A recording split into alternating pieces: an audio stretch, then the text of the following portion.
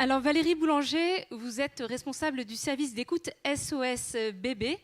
Chaque année, votre service accompagne environ 2000 personnes autour de questions liées à la maternité ou à la grossesse. Et puis parmi elles, il y a des personnes pour lesquelles le bébé tant attendu n'arrive pas. Comment est-ce que ces personnes abordent-elles, en situation d'infertilité, abordent-elles la question avec vous? Quels sont les mots qu'elles utilisent? Alors, bien sûr, chaque situation est unique et elle se vit dans le mystère de chaque personne, de chaque couple. On peut dire qu'il y a des différences vraiment importantes entre, suivant qu'on est au moment de la découverte de l'infertilité ou qu'on est un peu plus avancé dans cette expérience de l'infertilité ou aussi selon le parcours qui a été suivi. Pour nous, il s'agit de l'écoute d'un moment où le besoin de se confier peut être vraiment très fort, où il peut s'agir aussi d'un accompagnement plus long dans toute cette histoire. Il y a 3 points peut-être que je voudrais vous partager sur ce que nous confient les personnes pour parler de leur infertilité, de ce coup de massue qui leur tombe dessus. D'abord, la première chose, c'est qu'avec le doute sur la fertilité, avec le diagnostic de l'infertilité, on entre dans un univers où le vocabulaire devient tout d'un coup très négatif, où tout ce qui tourne autour de l'échec devient le quotidien, la réalité. C'est quelque chose qui fait mal et qui vient malmener les personnes, malmener les couples jusque dans leur identité profonde par rapport à l'image qu'ils ont d'eux-mêmes, mais aussi à l'image que d'autres ont d'eux, le monde médical, leur entourage. Ça vient vraiment marquer un saut dans le regard qu'on peut poser sur eux et dans ce qu'on peut appeler leur identité. On va parler de spermatozoïdes pas très actifs ou pas assez mobiles.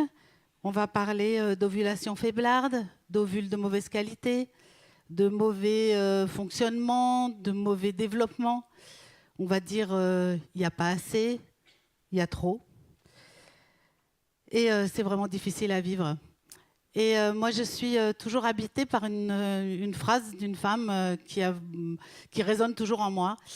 Elle dit « Je ne suis plus celle qui je suis l'infertile ».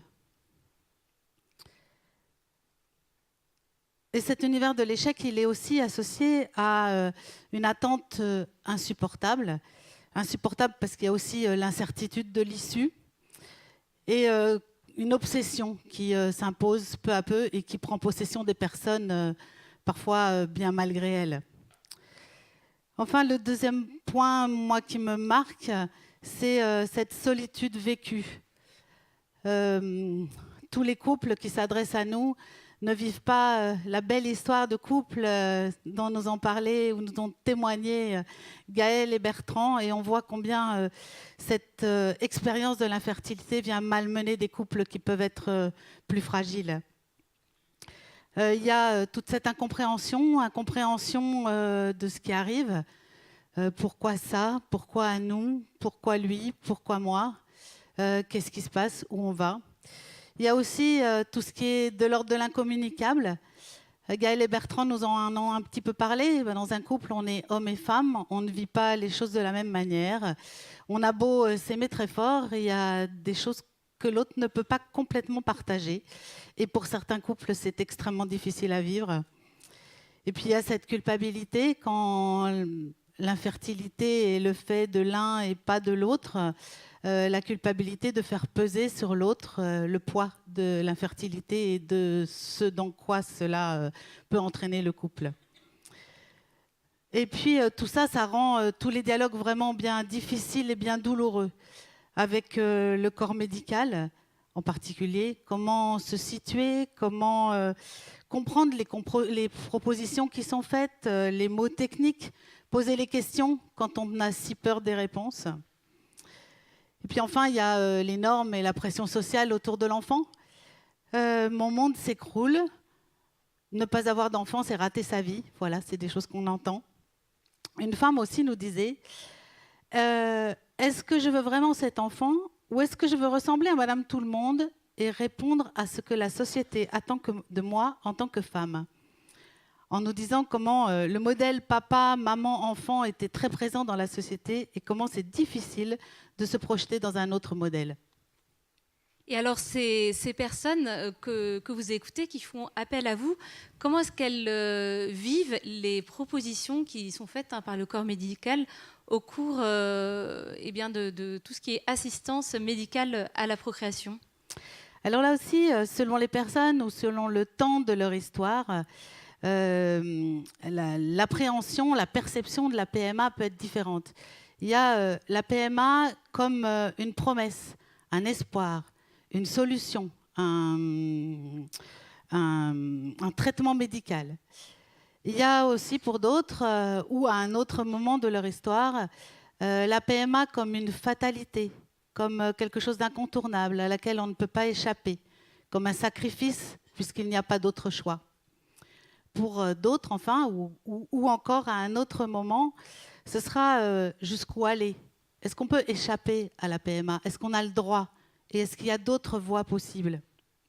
Je voudrais partager avec vous quelques petits flashs peut-être sur ce que nous confient les personnes qui s'adressent à nous, sans brosser tout ce que nous pouvons entendre. D'abord, tout ce qui tourne autour de la fatigue, des peurs, du découragement, de l'impression de ne plus être maître de rien et de finalement n'être plus grand-chose entre les mains d'un espèce de tapis roulant technique qui vous entraîne en fragmentant les couples de plus en plus. Il y a cet engrenage, ce glissement progressif de proposition en proposition et qui aboutit souvent à ce que les couples peuvent perdre pied à un moment. Et puis il y a toutes les questions induites et les angoisses créées. Et en particulier, cette angoisse de l'erreur. Si le labo, si la clinique, le médecin s'était trompé, si s'était trompé de spermatozoïdes, si s'était trompé d'ovules, d'embryons. Et une femme nous confiait: j'ai une petite fille de 5 mois qui est née d'une FIV, mais depuis sa naissance, j'ai des idées sombres qui me perturbent. Ma fille ne me ressemble pas du tout. Si le laboratoire s'était trompé d'ovocytes, cette question me hante. Et alors, vous avez une grande expérience d'écoute. Qu'est-ce que vous pouvez nous partager de cette expérience-là, peut-être pour trouver l'attitude juste, de quoi ont besoin ces personnes qui font appel à vous, puis parfois appel à nous? Oui, appel à nous, parce que je crois qu'on est tous appelés à pouvoir être des écoutants de ces situations pour des gens qui peuvent se retrouver sur notre route. Donc, écouter, c'est vraiment écouter. Et c'est écouter encore. Et c'est écouter en essayant d'être le plus consolant, le plus bienveillant possible pour sortir de la tension de faire quelque chose tout de suite ou de se laisser faire par d'autres. Et on le voit comment ce besoin d'écoute est très grand sur ce sujet pour que les personnes ne soient pas entraînées dans un engrenage et ne soient pas conduites par des conditionnements, qu'elles puissent prendre du recul, qu'elles puissent aussi dire les résistances ou les tensions qu'elles peuvent ressentir par rapport aux propositions ou aux conditionnements. Je crois que le secret, c'est aussi accepter de ne rien avoir à offrir que d'être là. Le plus souvent, sans conseil, sans donner des nouvelles adresses, des nouveaux trucs, parce que ça, c'est sûr que ça va marcher.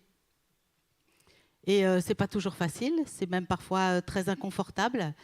Mais c'est là où je crois notre fraternité, notre solidarité humaine s'exerce vraiment et qu'il y a une réelle fécondité dans cette attitude d'accompagnement, d'être à côté, avec, et de pouvoir laisser dire sans réagir. Bien sûr, ne pas minimiser la souffrance. Quand on n'est pas confronté à cette épreuve, on ne la connaît pas et elle est abyssale, elle est là. Mais comme l'ont dit Gaël et Bertrand, cette souffrance vive, réelle, vraie, voilà, peut-être de chaque minute, elle n'empêche pas d'être heureux.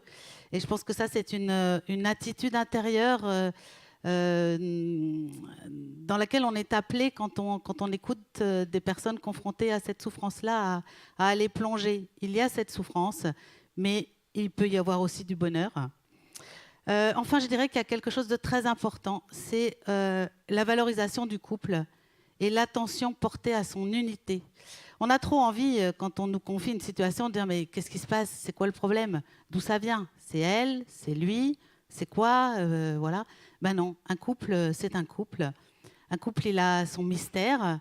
Et je crois que le respect dû à ce mystère est vraiment aussi une des clés de l'accompagnement et de l'écoute. La fertilité, c'est aussi le mystère d'un couple. Et c'est vraiment important de mettre peut-être un écrin autour de tout ça et de ne pas vouloir forcément en savoir trop. Parfois aussi, une dernière chose, il est important de décrypter de quoi il s'agit, parce qu'on écoute régulièrement des personnes qui n'ont pas forcément intégré psychiquement, raisonnablement, pourtant des personnes instruites, éduquées, enfin voilà, ce que les sigles ou ce que les médecins leur proposaient voulaient réellement dire. Et je pense en particulier à ce qu'on appelle l'IAD, l'insémination avec donneur. Et parfois, dans ces cas-là, ça peut être vraiment important de poser des mots et de bien clarifier de l'extérieur ce que ça veut dire et ce que ça va signifier pour l'enfant qui pourra peut-être advenir de cette technique.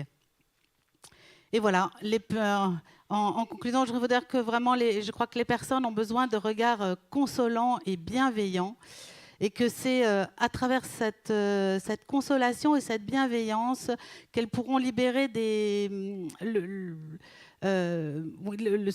plus de fécondité et d'énergie pour pouvoir s'adapter au réel qui est le leur. Merci.